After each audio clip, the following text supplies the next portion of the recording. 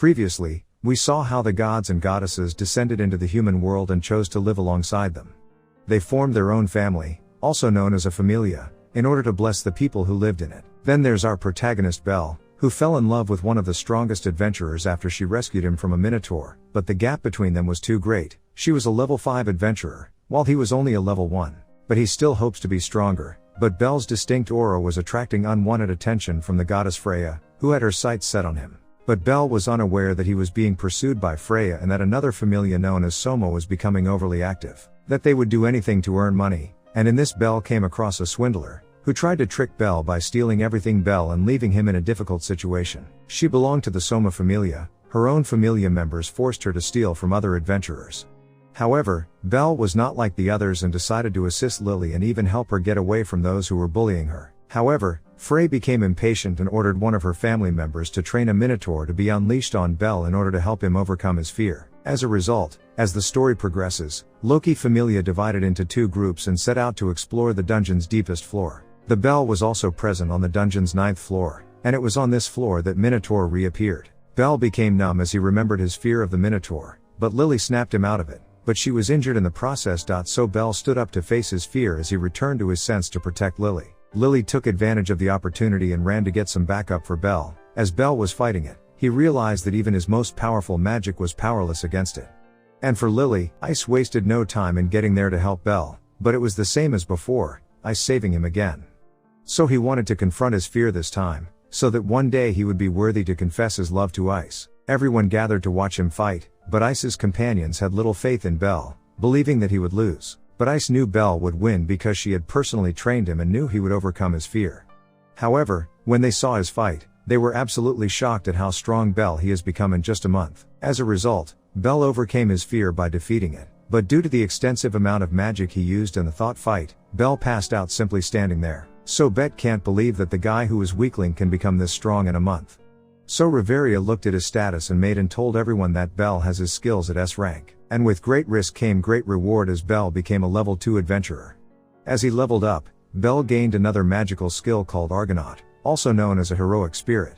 Belle had always wanted to be a hero, and now it was time for another gathering of gods to give their leveled up adventurer a nickname like Sword Princess Ice. And everyone was surprised to learn that Belle achieved level 2 in less than a month. So, as Belle became famous, he expected to have a cool nickname, but instead got Little Rookie as his nickname, which completely disappointed him. Aside from that, Belle decided to explore the dungeon's middle floor now that he has reached the 2nd level. But, as an ex-adventurer, Ryu advised Belle that he should form a party soon because it will be difficult for him to handle everything on his own as he gets to the middle floors. Their conversation drew the attention of a level 2 adventurer named Mord. He was planning to explore the middle floor and wanted Belle to join them, but only if he brings Ryu and Seer so he and his friends can have fun with them.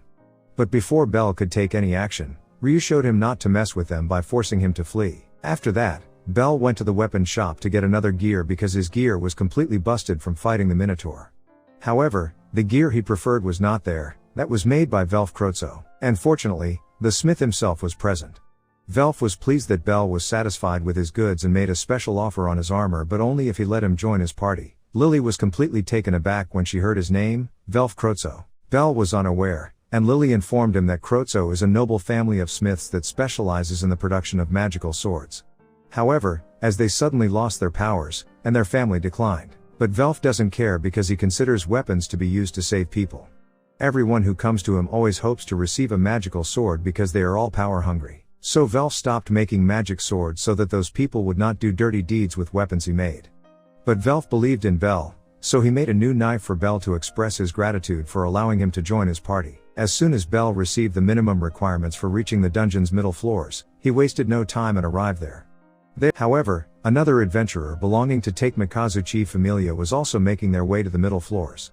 However, when one of their members was injured and surrounded, they chose to flee. The worst thing they did was lead that entire horde of monster towards Belle and his party L, and now because of them, Belle, Lily and Velf were now on death row, as the monster in the middle floors was relentless. So Lily devised an absurd plan to get to the 18th floor because it is a safe zone and monsters will not spawn there. But they were almost dead on the 13th floor. And getting to the 18th floor was like a death wish, but they managed to get there by taking a small pit that led to a floor beneath. Hestia sensed their misfortune and requested a search party from the guild because they had not returned from the dungeon. Take Mikazuchi told Hestia what his family had done there to Bell and his party, and to make amends, Take Mikazuchi directed 3 of them, Oka, Shigusa, and Mikado, to go in search of Bell. Suddenly, Hermes arrived and offered to assist her by dispatching his best player, Asufi, and God were forbidden from entering the dungeon, but Hermes and Hestia ignored the rules in order to save Bell, and they also took Ryu as well. As Hestia and everyone were on their way, Bell and party were becoming exhausted as they continued to try their hardest to survive.